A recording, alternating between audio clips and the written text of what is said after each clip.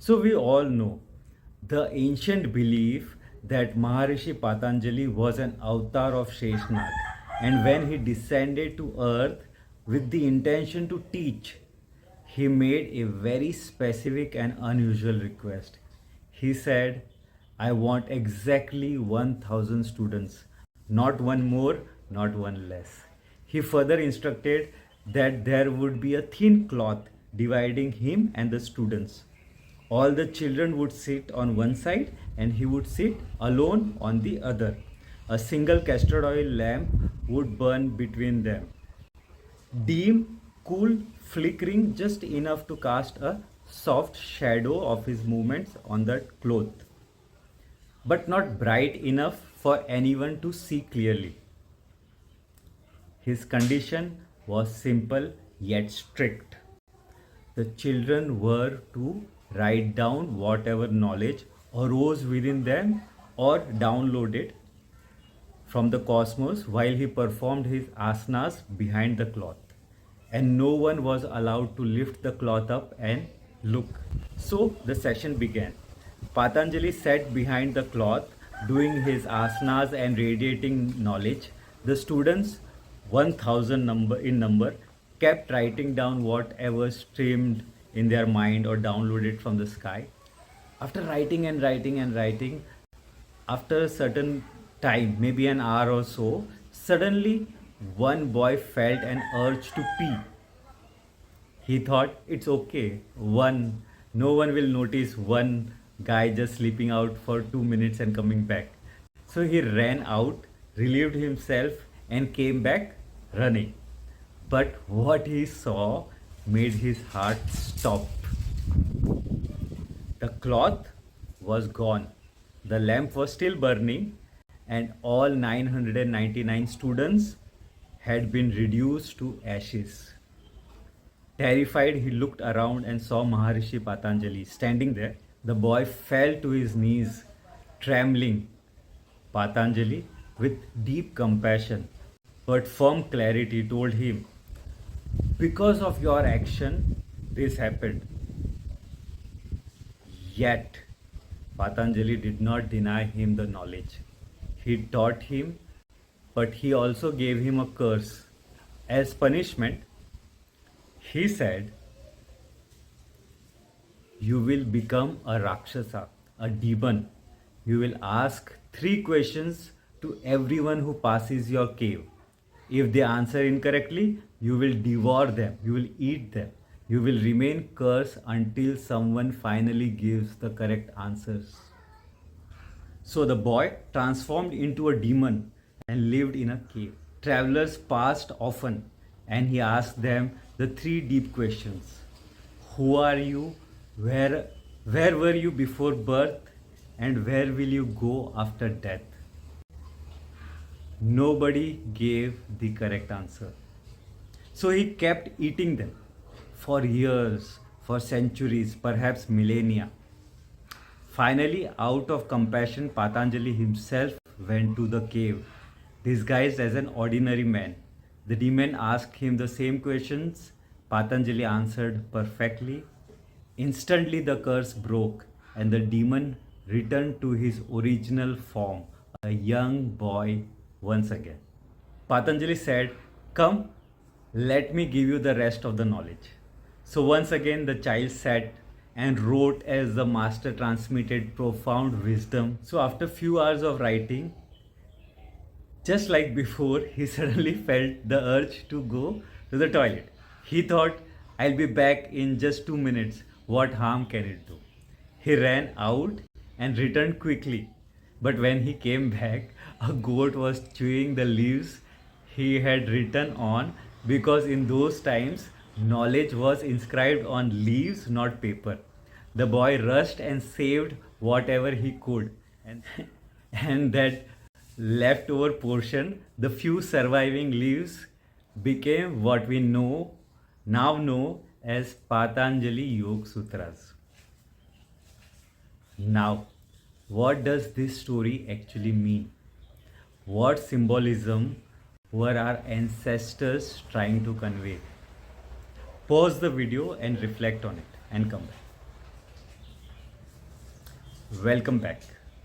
Now let me share my perspective as a teacher. Okay? So when a student sits to learn, his mind rarely stays still.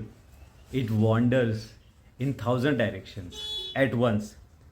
So, what does Maharishi Patanjali truly ask for when he says he wants 1000 students?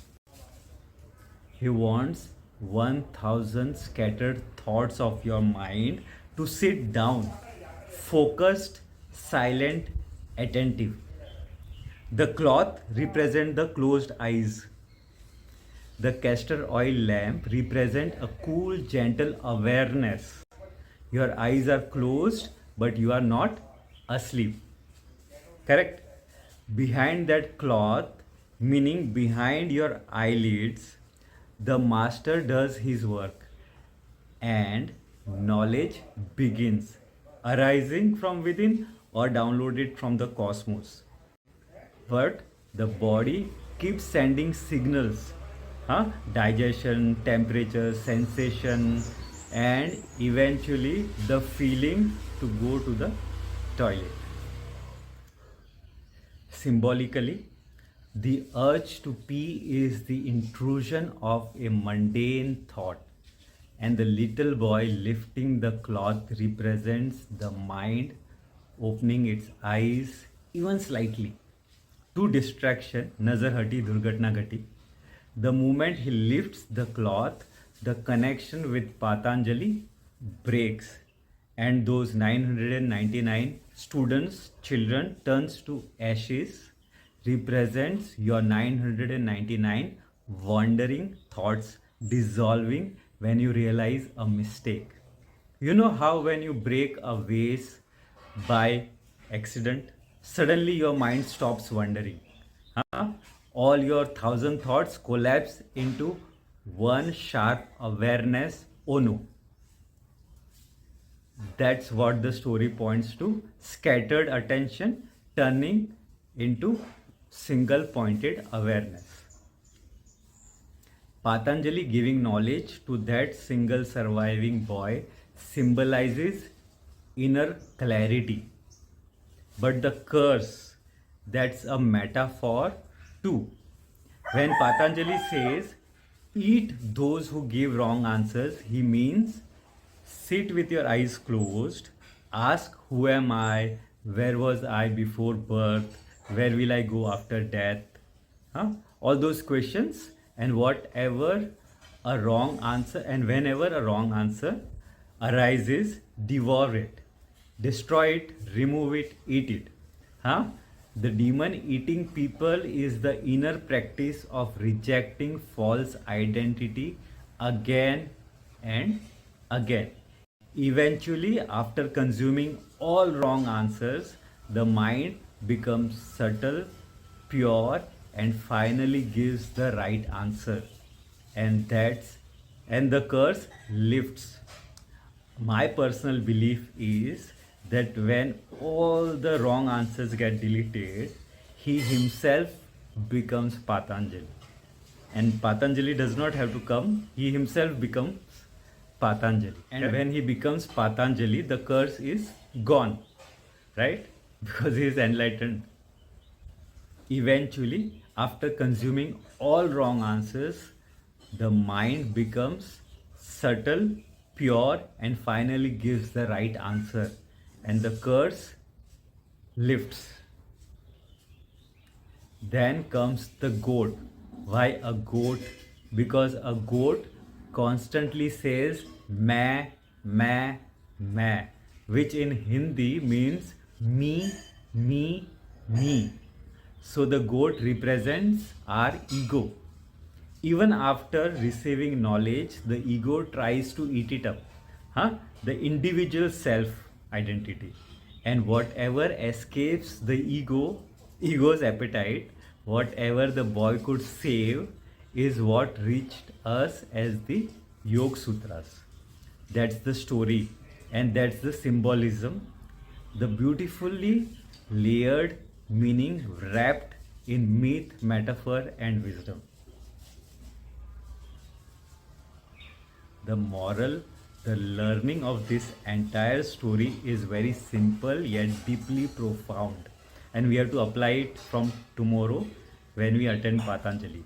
First, when you sit to receive knowledge, keep your personal identity aside, set your ego aside, and become a true student. Second, give your complete undivided attention to what is being said. Be fully present, be fully receptive. Third, contemplate. Contemplations sharpens the understanding and turns information into wisdom. And finally, the most important step, bring that knowledge into your daily life. Leave it, practice it, let it transform you from within. That is the essence, that is the true moral of this story. So, the Patanjali Yoga Sutras are beginning from tomorrow. I'll see you tomorrow. Come on time, or I'll say come 5-10 minutes before time. Okay? And you can still invite people. Bring more and more people, as many people as you can bring. Okay? See you tomorrow. Jai Gurudev. Dhanyavad. Thank you so much.